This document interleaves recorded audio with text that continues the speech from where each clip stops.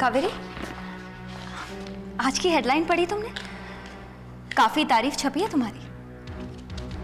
हाँ तो कोई प्रॉब्लम है? मुझे क्या प्रॉब्लम हो सकती है? चलो अच्छा है तुमने ये तो मान लिया कि इस सारे घोटाले में तुम्हारा हाथ है। हाँ है। मैं और मेरी माँ यही काम करते हैं। हम लोग गंदे और ढोंगी लोग हैं। और कुछ कहना है आपको? कावेरी, मैं तो सिर्फ इतना कहना चाहती थी कि ये समाज सेवा, आदर्श, ये सारे नाम के सिद्धांत है तुम्हारे लिए।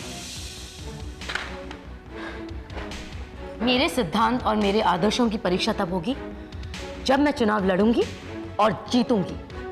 कावेरी, तुम शायद भूल रही हो कि लोकहित पार्टी ने गंदे इल्जाम लगाकर तुम्हें पार्टी से निकाल बाहर किया है, इसलिए अब तुम चुनाव भी नहीं लड़ सकती। और अब प्लीज एक एहसान हम पर भी कर दो, अपने साथ साथ हम लोगों को बदनाम मत करो।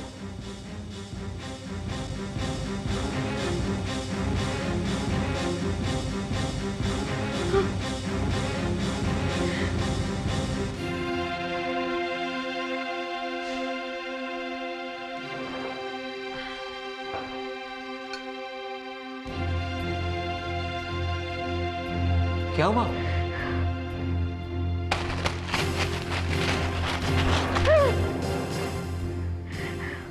कावेरी, हुआ क्या है? तुम चाहते थे ना कि मैं इंडिपेंडेंट तेजा के साथ चुनाव लड़ूं? फाइन। अब मैं इंडिपेंडेंट टिकट पर चुनाव लड़ूंगी। मैं चुनाव लड़ूंगी प्रतीक।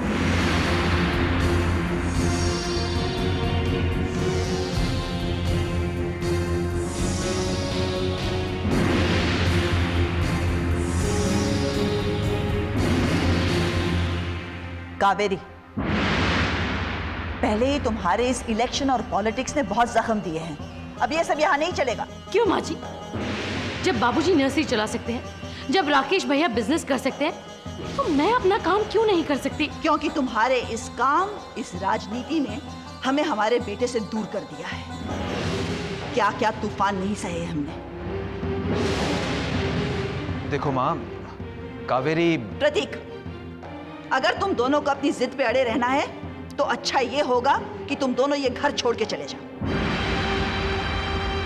ये आप क्या कह रही हैं भाभी? मैं ठीक कह रही हूँ इंदु। कावेरी, तुम इस घर में कोई भी इलेक्शन का काम नहीं करोगी, वरना तुम इस घर को।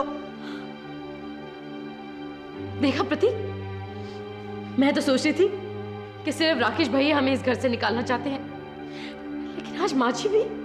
तुम जो समझना चाहती हो समझ लो, लेकिन इस घर में जो मुसीबतें आई हैं वो तुम्हारी माँ और तुम्हारी राजनीति से आई है। मैं इस घर को राजनीति का अखाड़ा नहीं बनने दूंगी, समझी तुम? भाभी, कावेरी बेटा ठंडे दिमाग से काम ले। बस बुआ जी, चुनाव तो मैं लड़ूंगी और इसी घर से लड़ूंगी। मैं भी देखती हूँ कौन रोकता है मुझे। प्रतीक, तुम क्यों नहीं समझाते कावेरी को बेटा?